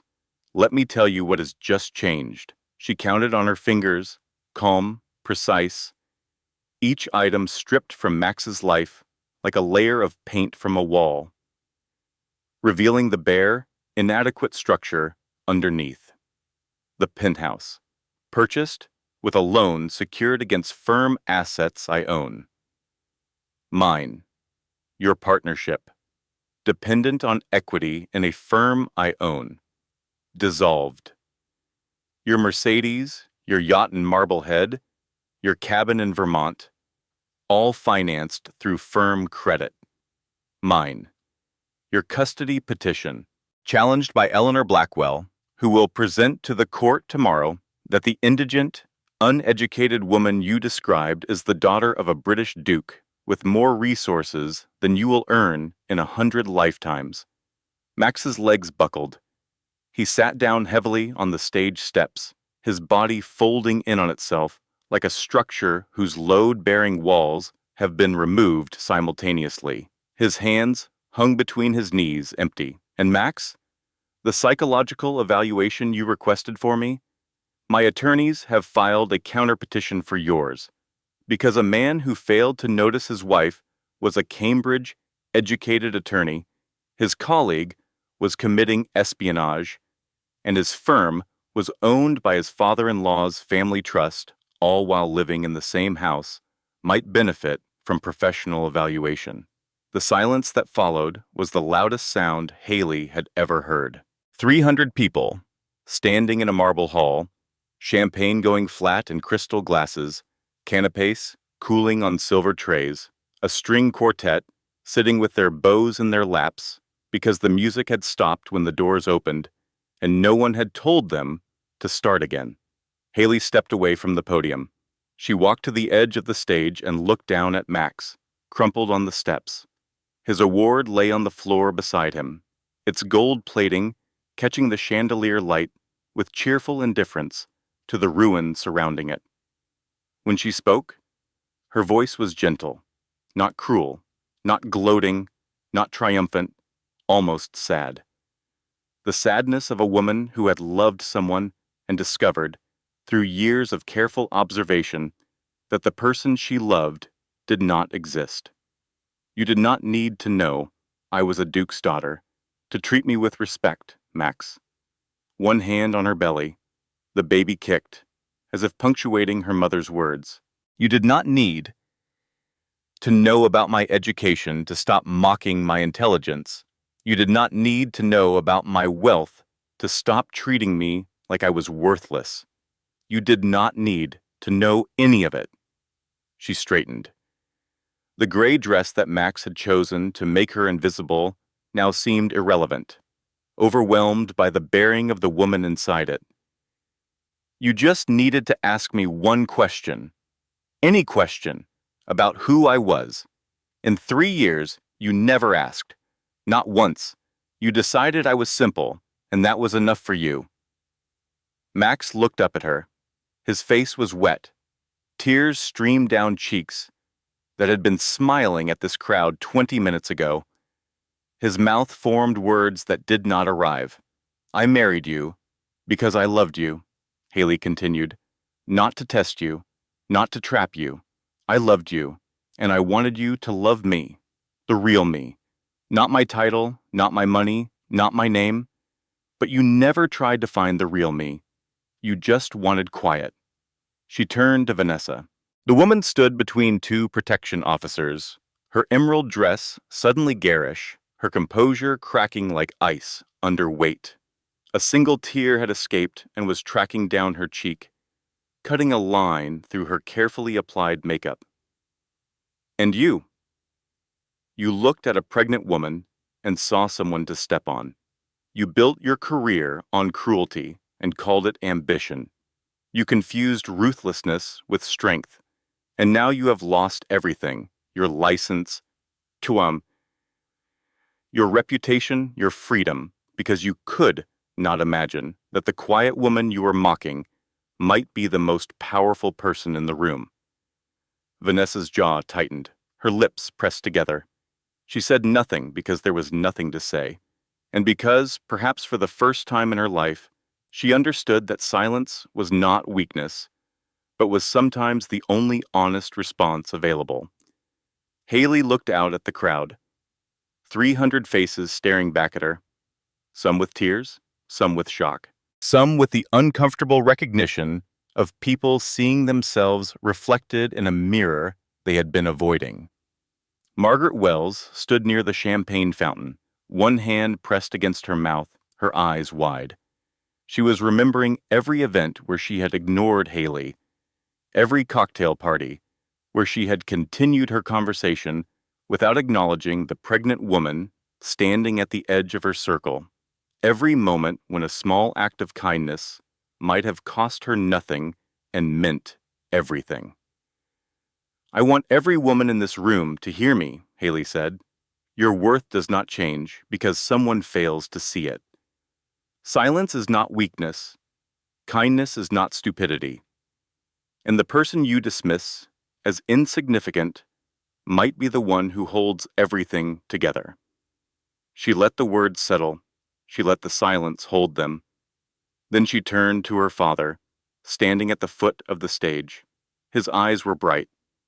Not with tears exactly, with something larger than tears, with the fierce, uncomplicated pride of a father watching his daughter become the person he always knew she could be.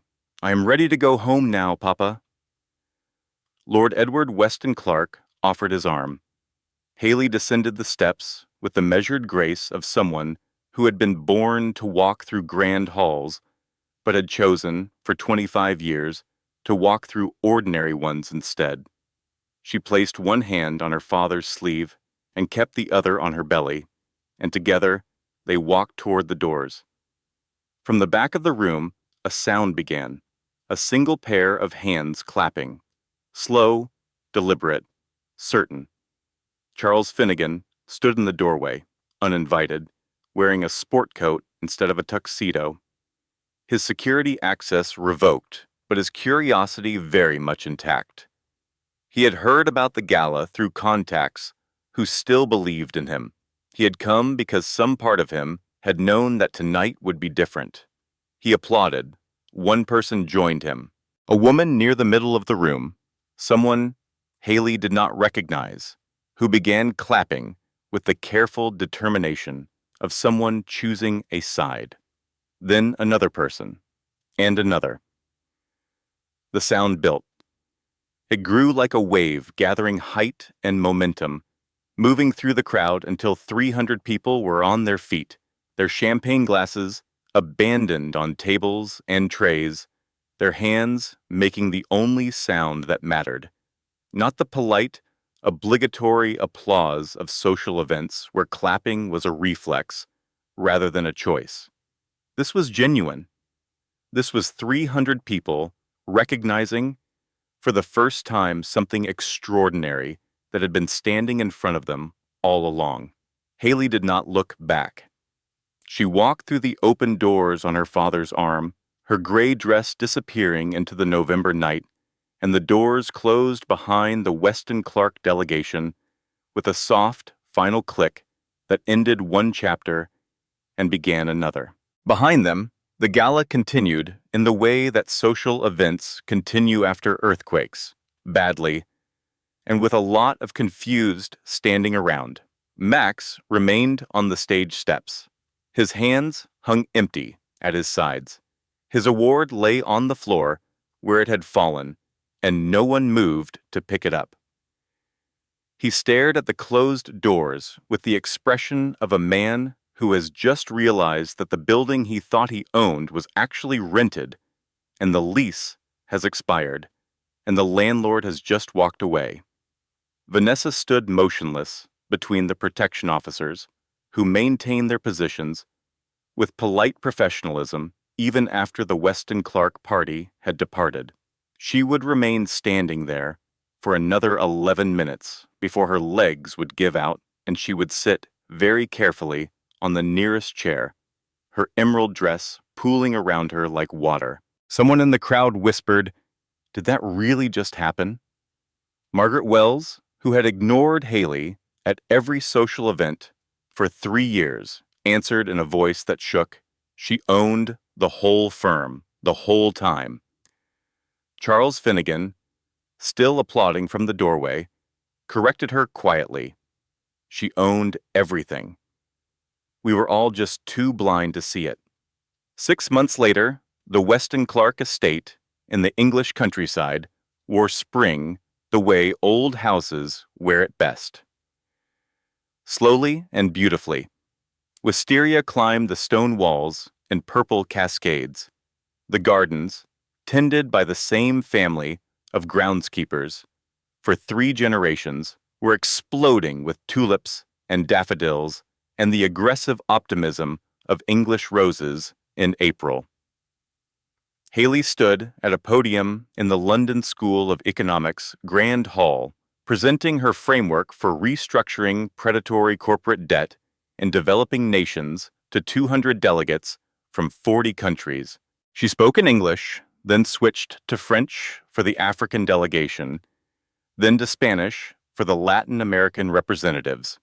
Her presentation was sharp, authoritative, and backed by a decade of data from the trust she had managed since she was 22. When she finished, the applause was immediate and sustained. Not the polite applause of a gala where people clapped because they were supposed to. The genuine applause of professionals recognizing work that would change lives. Afterward, she drove back to the estate.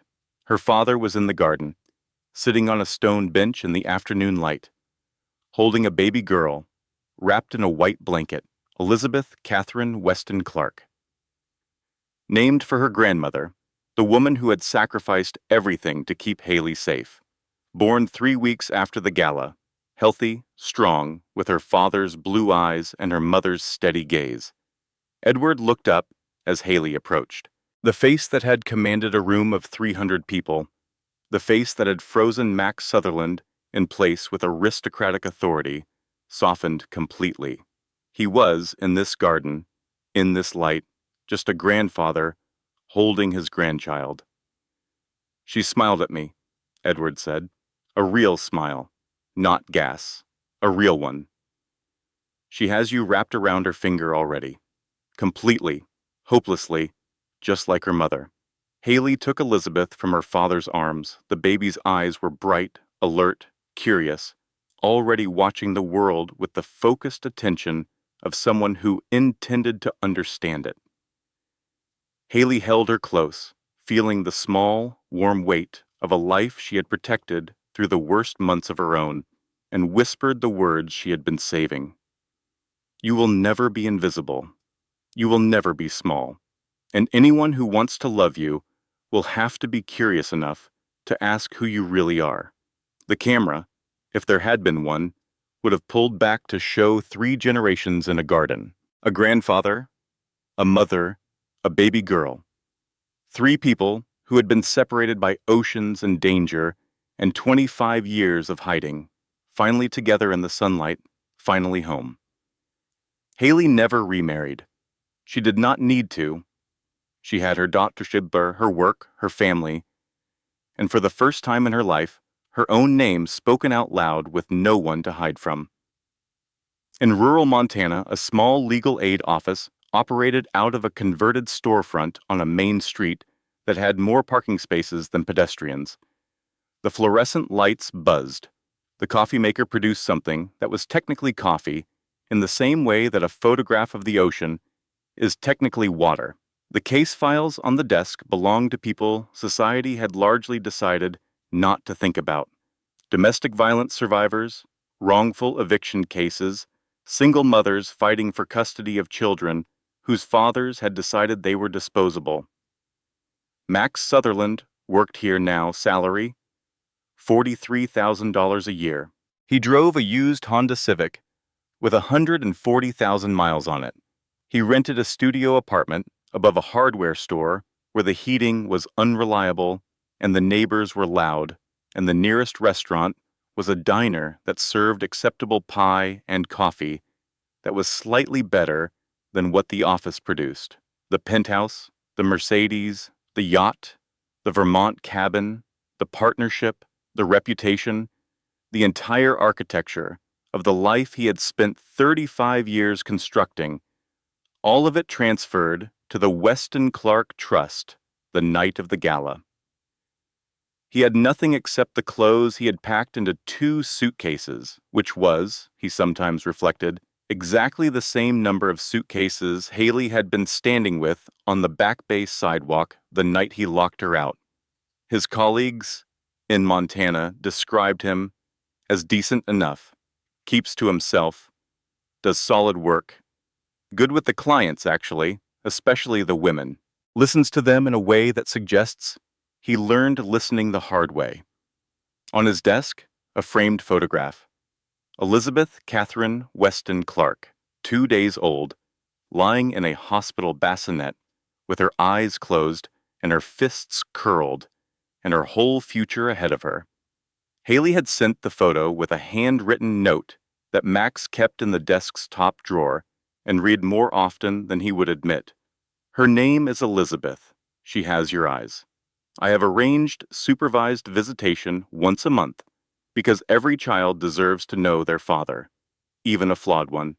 Do not make me regret this. He had a supervised visit last month, 30 minutes in a family services center in London, watched by a social worker who took notes on a clipboard. Elizabeth was 5 months old. She had learned to grab things with her fists, and when Max offered his index finger, she seized it with surprising strength and held on. When the visit ended and the social worker gently disengaged Elizabeth's grip, Max sat in a chair in the hallway for a long time, not crying. He had used up his tears in the 3 months after the gala, when the full weight of what he had lost had settled onto him like earth filling a grave. Now he was past tears. He was in the territory beyond them, the flat, quiet landscape where a person sits with their mistakes and understands, finally and completely, that some things cannot be unfixed. He finally understood what he had lost. Not the money, not the penthouse, not the career. He had lost the chance to be known by someone who would have let him know her if he had only asked. He never filed an appeal. He never contested the asset transfer. He signed every document Haley's attorney sent without argument or negotiation. It was the first decent thing he had done in years, possibly the first decent thing he had done in his life. In Boston, the Massachusetts Bar Association's disciplinary hearing for Vanessa Lockhart lasted 2 days. The evidence was comprehensive. 13 documented contacts with Kellerman and Price, 17 compromised case files, 4 confirmed instances of leaked privileged strategy information, the security footage from the firm, the email records, the restaurant receipts. From her meetings with David Kellerman himself, Vanessa was disbarred unanimously. The FBI's investigation resulted in a plea deal, 18 months of probation, 200 hours of community service, and a permanent federal record that would follow her to every job interview, every background check, every moment of the rest of her professional life. Kellerman and Price denied everything. They issued a statement expressing surprise and disappointment at Ms. Lockhart's actions, which were conducted without the knowledge or authorization of our firm. They claimed they had never promised her a partnership and had only taken her calls out of professional courtesy. They discarded her with the same efficiency that Vanessa had planned to use on Max, and with the same absence of guilt. Her last Instagram post, 6 months after the gala, was a photograph of moving boxes stacked in an empty apartment. No caption, no filter, no comments enabled. She took a job as a paralegal at a small firm in Connecticut. Entry-level work, the kind of work she had once mocked other women for doing. She was competent at it, though her supervisor noted that she was unusually quiet for someone with her background. She never contacted Haley. She sat at her kitchen table one evening and tried to write a letter. She spent 3 hours staring at a blank page, trying to find words that did not sound like excuses, or justifications, or the desperate self-serving apologies of someone who has been caught rather than someone who has truly changed. She could not find them. She threw the paper away. On the night of the gala, 300 people had watched her world end. She had spent 6 months understanding that she had built that world on other people's destruction. And destruction, she had learned, eventually always comes home. At Hale and Whitmore, Charles Finnegan was reinstated as managing partner within 30 days of the gala. He returned to the same office, the same desk, the same view of the Boston skyline, but the firm he came back to was not the firm he had left. Under his leadership, and with the backing of the Weston Clark Trust, the firm underwent a complete cultural restructuring, mandatory ethics training, transparent promotion processes, a zero-tolerance policy for workplace harassment, an anonymous reporting system that actually worked, staffed by an independent ombudsman who reported to the trust rather than the partners. On Charles's desk, a framed program from the London International Finance Summit, 5 years old. The keynote speaker was listed as H.V. Weston. Below it, in smaller print, the title of the presentation, Strategic Frameworks for Ethical Corporate Restructuring. When new law attorneys joined the firm and noticed the frame program, Charles would smile and tell them the same thing, a reminder. The most powerful person in any room might be the one nobody is paying attention to. Some of them understood what he meant. The best ones did. Haley's story teaches us something we already know but keep forgetting. Your worth does not change because someone refuses to see it. You do not become less intelligent because someone calls you simple. You do not become less powerful because someone treats you as powerless. You do not become less valuable because the person who should have valued you most chose to look away. Real love asks questions. It leans in. It wants to know. It says, "Tell me about your day," and means it. It says, "What are you thinking?" and waits for the answer. It says, "Who are you, really?"